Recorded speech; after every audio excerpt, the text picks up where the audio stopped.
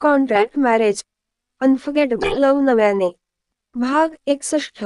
ध्रुव रात्री बऱ्याच उशिरा घरी परतला. तो नशेत होता आणि चालता चालता त्याचा तोल जाऊन त्याच्या हातातून मोबाईल खाली पडला. त्याचा आवाजाने श्रावणीला जाग आली आणि तिने लाईट्स ऑन केल्या. ध्रुव, त्याला बघून तिने शिवण्याला बाजूला केलं. त्याने हात दाखवून मी ठीक आहे तिला इशारा केला. ध्रुव, किती ड्रिंक केली, चालता येत नाही तुला? माझ्यानंतर तू शिवला असंच हँडल करणार आहेस का? तुझी काही जिम्मेदारी आहे की नाही? त्याचा हात पकडत ती म्हणाली. तुला जायचं आहे ना, जा तू. मी बघून घेईल, चल. बोलून त्याने तिचा हात बाजूला केला. जाऊन बेडवर पडला. इकडे श्रावणी अजून थोडी दुःखी झाली. थोडा वेळ तिला आपण ध्रुवकडे शिवण्याला सोडून चूक तर नाही करत आहोत विचार आला, पण जिम्मेदारी पडल्यावर आपोआप तो सुधारेल तिला वाटलं. ठरल्याप्रमाणे श्रावणीने सकाळी शिवण्याला स्कूलमध्ये जायला ट्रेड करते. मन मानत नव्हतं तिचं आपल्या मुलीला सोडून जायला, पण हे करावं लागणार होतं. तिने शिवण्याला स्कूलमध्ये पाठवण्यापूर्वी मनसोक्त तिच्या किसेस घेतल्या. ओफ यार, बस ना, बाकी घरी आल्यावर. शिवण्या आपला गाल पुसत म्हणाली. श्रावणीला तर किती बघू आणि किती नाही असं झालं होतं. स्कूलमधून आल्यावर युनिफॉर्म वॉश करायला टाक, मी इथे आहे, आणि हो, हे तुझं सामान इकडे आहे. घरी आल्यावर जेवण करत जास्त त्रास नको देऊ कोणाला. बाकी बाकी तिला अजून काय आणि किती सांगू असं झालं होतं. Mamma bye. शिवण्याने तिच्या गालावर किस करत बाहेर पळाली. शिवू. श्रावणी तिला आवाज दिला तोवर ती गेली सुद्धा. खाली येऊन ती विहानला ध्रुवला भेटली आणि निघून गेली. शिवण्याच्या मागे मागे श्रावणी आपली बॅग भरून खाली आली. सगळे तिच्याकडे बघत होते. कुठे जाते? वृषालीने विचारलंच. मॉम डोंट वरी, मी कायमची जाते. तुम्हाला तुमच्या मुलाच्या लाईफ मध्ये नको होती ना मी. दादा बाय. सॉरी, चुकून कळत नकळत हर्ट करून गेलं असेल तर. तिच्या डोळ्यात अश्रू जमा झालेत. श्रावणी, नक जाऊ, विद्युषी म्हणाली. तिच्याकडे जात श्रावणी तिला बिलगली. हे कधीच करायला हवं होतं असो. बाजूला होत तिने आपल्या चेहऱ्यावरून हात फिरवत डोळ्यातून पाणी अडवलं. काळजी घे शिवण्याची, सोबत तुझी पण. ड्रिंक नको करत जाऊस. लवकर येत जा, शिवण्या वाट बघत बसते तुझी. ती बोलत असताना ध्रुवला सहन नव्हतं होत. त्याने आपली मान मागे फिरवली. श्रावणी, मी. विहान बोलणार तोवर. दादा राहू दे. हसून ती विहानला बिलगली. ध्रुव तिथून वर निघून गेला. त्याला जाताना बघून तिला अजूनच भरून आलं. मी समजवतो. विहान तिला रडताना बघून म्हणाला. तिने नाही अशी मान हलवत मागे झाली. डोळ्यातले अश्रू पुसून ती बाहेर पडली. कसे जगणार, काय करणार, तिला काही कळत नव्हतं.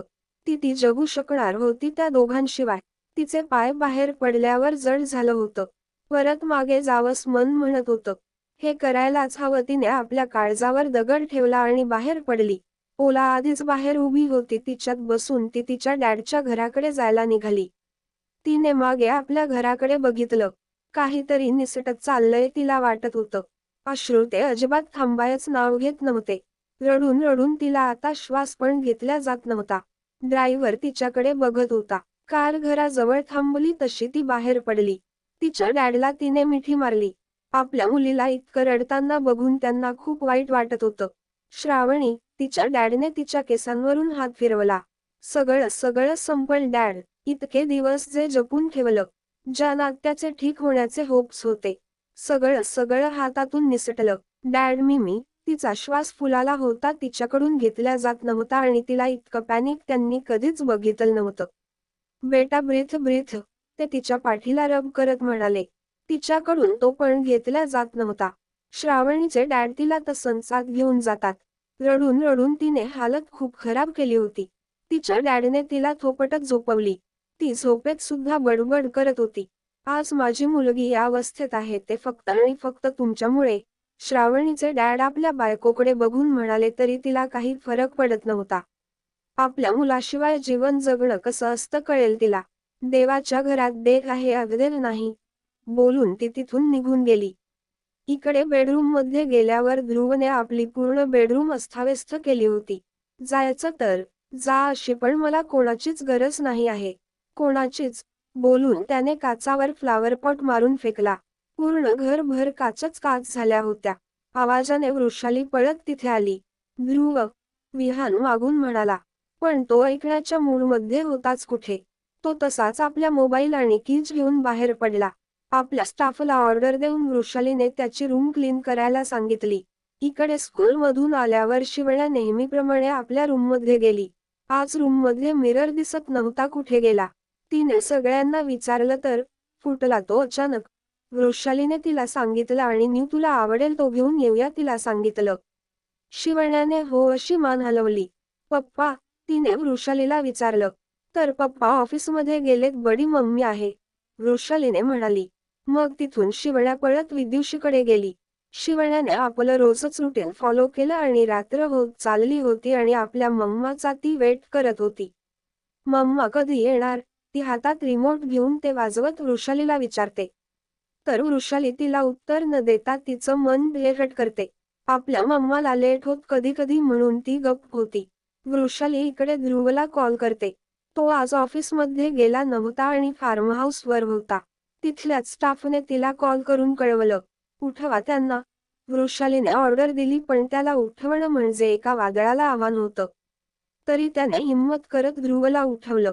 सर, तो म्हणाला. इकडे ध्रुव वैतागला, तो काही बोलणार तोवर बडी मालकीणचा कॉल आहे, तो नोकर म्हणाला आणि ध्रुवने आपल्या केसातून हात फिरवला. काय आहे? तो म्हणाला. त्याची उमरट भाषा. आमच्यासोबत कसं बोलायचं ते पण शिकवावं लागेल का तुम्हाला? घरी या ताबडतोब. 15 मिनिटात घरी हवेत मला. तुमची मुलगी वाट बघते. त्याचं काहीच न ऐकून घेता तिने सरळ सरळ कॉल कट केला आणि शिवण्या वाट बघते जाणवताच त्याने वॉच बघितली. 9 वाजले होते. त्याने बाथरूममध्ये जाऊन केसांवरून पाणी फिरवलं. डोळे बरेच लाल झाले होते. त्याने स्वतःला ठीक करत घराकडे वळला. विहान अजून घरी परतला नव्हता. त्यात विद्युषी वृषालीला शिवण्याने प्रश्न विचारून विचारून हैराण केलं होतं. तोवर तिला समोरून येणारा ध्रुव दिसला. त्याचा अवतार तितका ठीक नव्हता. वृषालीने त्याच्याकडे बघितलं. डॅडा. शिवण्या पळत त्याच्याकडे गेली. त्याने तिला तशीच उचलून घेत तिच्या गालावर आपले ओठ टेकवले. डॅडा, मम्मा अजून नाही आली घरी. तू कॉल कर तिला, किती लेट झालं. शिवू वाट बघते. शिवूला भूक पण लागली. त्याच्या गळ्यात हात घालून ती म्हणाली. चल जेवण करून घेऊया. तिला डिनर टेबलकडे घेऊन जात तो म्हणाला. त्याच्या मागे वृषाली उठून आली. नो मम्मा आल्यावर, ती त्याला म्हणाली. जेवून घे अगोदर, तो शांततेत म्हणाला. नो मम्मा हवी, ती त्याच्या गालावर किस करत म्हणाली. त्याने तिला तिथल्या चेअरवर उभी केली. ती नाही येणार आता, तो म्हणाला. मोठ्यांच्या गोष्टी लहान्यांना काय कळणार? नाही म्हणजे कुठे गेली? मोबाईल दे. तिने आपला हात पुढे केला. नाही येणार ती आता कधीच, चल जेवण कर, ध्रुव तिला समजवत म्हणाला.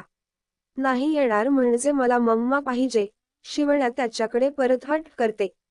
शिवू, एकदा सांगितलेलं कळत नाही का? ती येणार नाही आता कधीच. ध्रुव, मला मम्मा पाहिजे, मम्मा पाहिजे, मम्मा पाहिजे. आपले पाय आपटत ती ओरडत होती. शिवू, तो तिच्या गालावर हात ठेवतो. मला मम्मा पाहिजे. ती त्याच्या हात बाजूला करत जोरात ओरडते. शिवू, तो तिच्यावर शक्य होईल तितका हळू बोलायचा प्रयत्न करतो. No mumma, mumma, mumma. ती एकच रट लावते आणि तिला बघून ध्रुव जोरात ओरडून आपला हात उचलतो आणि हात हवेतच राहतो. शिवण्या डोळे मिटते. त्याचा हात हवेत बघून ती त्याला दूर लोटत पळत जाते. शिवण्या. विद्युषी तिच्या मागे धावते. तिला पकडायला शिवण्या जाऊन पुढे आदळते. विहान तिला धडकतो. ती पळता पळता वाचते. विहान तिच्या हाताला पकडतो. ती त्याच्या पायाला वेढा घालते. डॅड, ती रडतच त्याला सांगते आणि विहान रागात ध्रुवकडे बघतो. विहान तिला उचलून घेतो. मला मम्मा हवी. डॅड, मला स्लॅप, ती रडतच विहानला सांगते. पिल्लू, असं काही नाही होणार, रडू नको.